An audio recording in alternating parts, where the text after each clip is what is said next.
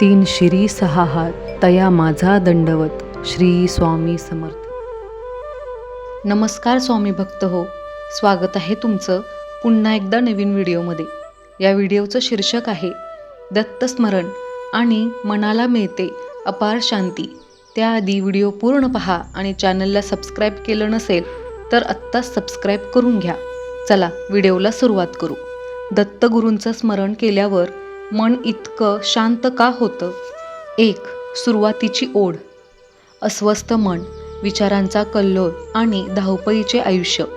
अशावेळी दिगंबरा दिगंबरा श्रीपाद वल्लभ दिगंबरा हा नामजप कानी पडला की अचानक सगळं थांबल्यासारखं वाटतं.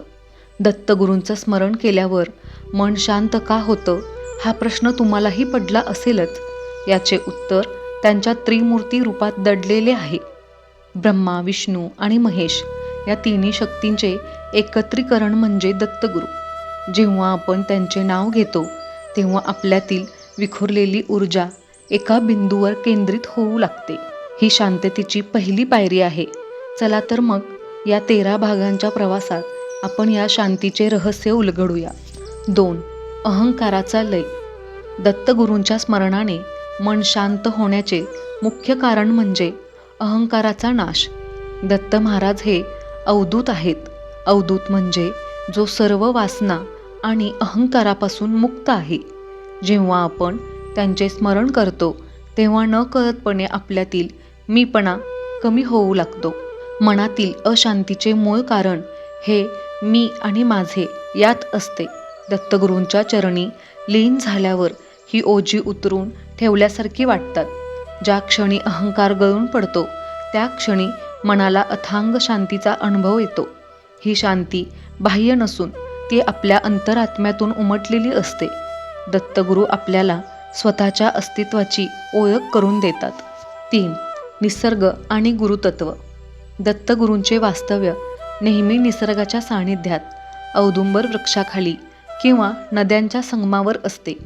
निसर्ग हा शांततेचा सर्वात मोठा स्रोत आहे. दत्त महाराजांनी निसर्गातील 24 गुरूंकडून शिक्षण घेतले. जेव्हा आपण त्यांचे स्मरण करतो तेव्हा आपण नकळत निसर्गाशी जोडले जातो. पृथ्वीची क्षमाशीलता, वायूची गती आणि आकाशाची विशालता आपल्या मनात उतरू लागते. निसर्गातील या घटकांचे ध्यान केल्याने मनातील संकुचितपणा नष्ट होतो. ही विशालता मनाला एका प्रकारचा थंडावा देते. दत्तगुरूंचे स्मरण म्हणजे केवळ देवाचे नाव घेणे नसून निसर्गाच्या अथांग शांतीची स्वतःला जोडून घेणे होय. हे लक्षात घेतले पाहिजे. 4. त्रिमूर्ती ऊर्जेचा संगम. दत्तगुरू हे सृष्टीची उत्पत्ती, स्थिती आणि लय यांचे प्रतीक आहेत. आपल्या मनात सतत विचार जन्माला येतात. उत्पत्ती, ते काही काळ राहतात. स्थिती आणि मग नष्ट होतात. लय, जेव्हा हा चक्राचा समतोल बिघडतो तेव्हा मन अशांत होते. दत्तगुरूंच्या स्मरणाने या तिन्ही क्रियात एक लयबद्धता येते. त्यांच्या हातातील त्रिशूळ तापत्रयांचा नाश करतो तर डमरू नादब्रह्माची निर्मिती करतो. ही प्रतीके आपल्या अंतर्मनावर खोलवर परिणाम करतात. जेव्हा आपण दत्त म्हणतो तेव्हा या वैश्विक ऊर्जेचा आपल्या शरीरातील चक्रांवर सकारात्मक परिणाम होतो आणि मनाला एक अनामिक समाधान लाभू लागते. 5. गुरुचरित्राची ताकद. दत्त संप्रदायात श्री गुरुचरित्र या ग्रंथाला विशेष महत्त्व आहे. या ग्रंथातील कथा आणि ओव्यांमध्ये एक विशिष्ट कंपन आहे. ज्यावेळी आपण दत्तगुरूंचे स्मरण करतो तेव्हा या पवित्र ग्रंथातील ऊर्जेशी आपण जोडले जातो. गुरुचरित्रातील प्रत्येक अध्याय मनातील भीती आणि शंका दूर करणारा आहे. भक्तीच्या मार्गावर चालताना जेव्हा गुरूंवर पूर्ण विश्वास बसतो तेव्हा ते समर्थ आहेत, ते सर्व सांभाळून घेतील ही भावना प्रबळ होते. हीच शरणागतीची भावना मनाला जगातील सर्व चिंतांपासून मुक्त करते. त्यामुळेच दत्तस्मरणाने मनाला मिळणारी शांती ही अत्यंत टिकाऊ आणि खोलवर जाणारी असते. 6. नामस्मरणाचे विज्ञान. दत्त या 2 अक्षरी नामात मोठी शक्ती आहे. मंत्रशास्त्रानुसार विशिष्ट वर्णांचे उच्चार आपल्या मेंदूतील मज्जासंस्थेवर परिणाम करतात. द आणि त या ध्वनींच्या कंपनामुळे मेंदूतील अल्पालहरी वाढतात, ज्या शांततेसाठी कारणीभूत असतात. हे केवळ धार्मिक कृत्य नसून ते एक ध्वनिविज्ञान आहे. जेव्हा आपण एकाग्रतेने दत्तनामाचा जप करतो तेव्हा हृदयाचे ठोके आणि श्वासाची गती संत होते. शरीरातील तणाव निर्माण करणारे हार्मोन्स कमी होतात आणि आनंदाची निर्मिती होते. म्हणूनच कितीही मोठं संकट आले तरी दत्तगुरूंचे नाव घेताच मनाला एक प्रकारची स्थिरता आणि मानसिक बळ प्राप्त होते. 7. औदुंबराची सावली. दत्तगुरूंचे वास्तव औदुंबर वृक्षाखाली मांडले जाते. औदुंबर हा वृक्ष 24 तास ऑक्सिजन देणारा आणि अत्यंत शीतल मानला जातो. आध्यात्मिक दृष्टीने औदुंबर हे गुरुतत्वाचे प्रतीक आहे. स्मरणाने जेव्हा आपण मानसिकरित्या या वृक्षाच्या सावलीत जातो तेव्हा मनाचा दाह शांत होतो.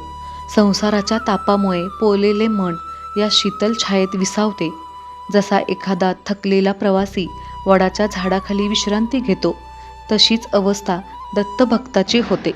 दत्तगुरूंचे स्मरण म्हणजे आपल्या मनासाठी ती शीतल सावली असते, जिथे पोहोचल्यावर जगातील कोणतेही दुःख आपल्याला स्पर्श करू शकत नाही. ही अनुभूती शब्दातीत आहे. 8. पूर्णत्वाचा ध्यास. माणूस अशांत असतो कारण तो नेहमी कशाच्या तरी शोधात असतो. त्याला वाटते की काहीतरी अपूर्ण आहे. दत्तगुरू हे पूर्णत्व आहेत. ते दिगंबर आहेत, म्हणजे दिशाच ज्यांची वस्त्रे आहेत, ज्याला कशाचीही कमतरता नाही आणि ज्याला कशाचीही अपेक्षा नाही, असे ते रूप आहे. जेव्हा आपण अशा पूर्णत्वाचे ध्यान करतो तेव्हा आपल्यातील अपूर्णतेची जाणीव संपू लागते. जे आहे त्यात समाधान ही वृत्ती वाढीस लागते. समाधान हेच शांततेचे दुसरे नाव आहे. दत्तगुरूंचे स्मरण आपल्याला आहे त्या स्थितीत आनंदी राहायला शिकवते. जेव्हा इच्छांचा गोंधळ थांबतो तेव्हा शांततेचा उगम होतो. हेच दत्तस्मरणाचे मर्म आहे. 9. अनाहत नाद आणि शांती. योगशास्त्रात दत्तगुरूंना योगीराज म्हटले जाते. त्यांच्या स्मरणाने आपल्या शरीरातील अनाहत चक्र जागृत होऊ लागते. या चक्राचा संबंध प्रेम आणि करुणेशी आहे. जेव्हा मनामध्ये प्रेम आणि करुणा दाटून येते तेव्हा द्वेष, मत्सर आणि राग आपोआप निघून जातात. दत्तगुरूंच्या स्मरणाने मिळणारी शांतता ही रिकामी नसून ती प्रेमाने भरलेली असते.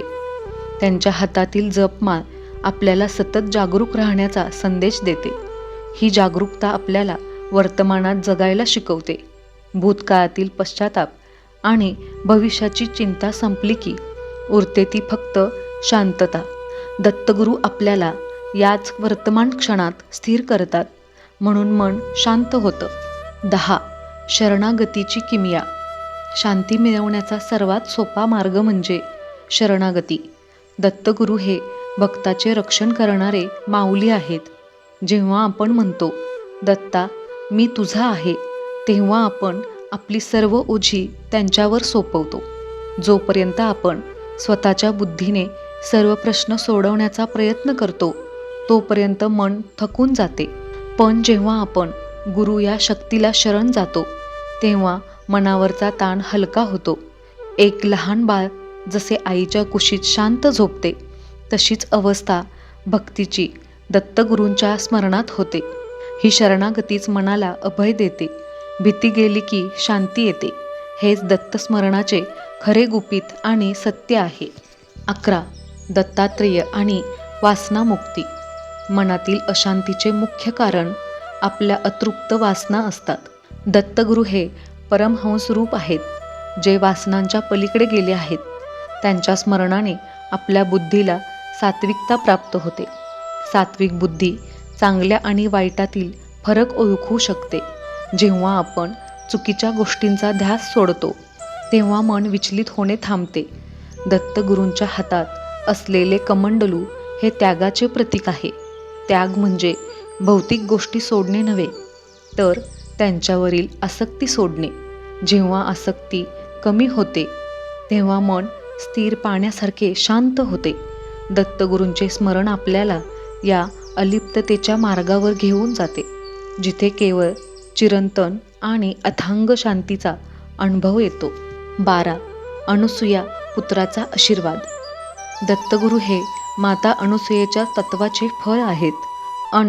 असूया म्हणजे जित्यात मत्सर नाही अशी. जेव्हा आपण अशा शुद्ध तत्वाचे स्मरण करतो तेव्हा आपल्या मनातील मत्सर आणि तुलना संपते. आपण इतरांशी स्वतःची तुलना करतो म्हणूनच आपण अशांत असतो. पण दत्तगुरूंच्या स्मरणाने आपल्याला आपल्या स्वतःच्या दैवी रूपाची प्रचिती होते. आपण कोणापेक्षा कमी नाही आणि कोणापेक्षा श्रेष्ठ नाही ही समत्वाची भावना मनात रुजते. जिथे समत्व आहे तिथे संघर्षाला जागा नाही. संघर्ष संपला की मनाचे युद्ध थांबते आणि शांततेचे साम्राज्य प्रस्थापित होते. हाच दत्तगुरूंच्या स्मरणाचा सर्वात मोठा आणि अमूल्य आशीर्वाद आहे. 13. अंतिम शांतीचा अनुभव.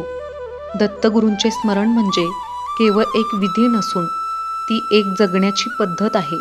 त्यांच्या स्मरणाने मन शांत होण्याचे कारण म्हणजे ते आपल्याला आपल्या मूळ रूपाकडे घेऊन जातात. आपले मूळ रूप हे आनंद आणि शांती आहे. बाह्य जगातील गोंधळामुळे आपण ते विसरलो आहोत. दत्तगुरू आरशासारखे काम करतात, ज्यात आपल्याला आपलीच शुद्ध आवृत्ती दिसते. ही मालिका संपताना एवढेच लक्षात ठेवा की जेव्हा जेव्हा मन अशांत होईल तेव्हा डोळे मिटून दत्तगुरूंचे ध्यान करा. ती शांतता तुमच्या आतच आहे. फक्त तिला दत्त नामाची साथ हवी आहे. अवधूत चिंतन. श्री गुरुदेव दत्त. तुमच्या सर्वांच्या सुखासाठी प्रार्थना. हे स्वामी राया, सर्वांना चांगली बुद्धी द्या, आरोग्य द्या, सर्वांना सुखात, आनंदात आणि ऐश्वर्यात ठेवा. सर्वांचं सर्व मनोरथ पूर्ण करा व सर्वांचं तुमची सेवा करण्याचं मन परिवर्तन करा. सर्वांचं भलं करा, कल्याण करा, रक्षण करा आणि तुमचं गोड नाम मुखात अखंड राहू द्या. श्री स्वामी समर्थ. व्हिडिओ आवडल्यास लाईक, शेअर, सबस्क्राईब करा. कमेंट करायला विसरू नका. धन्यवाद.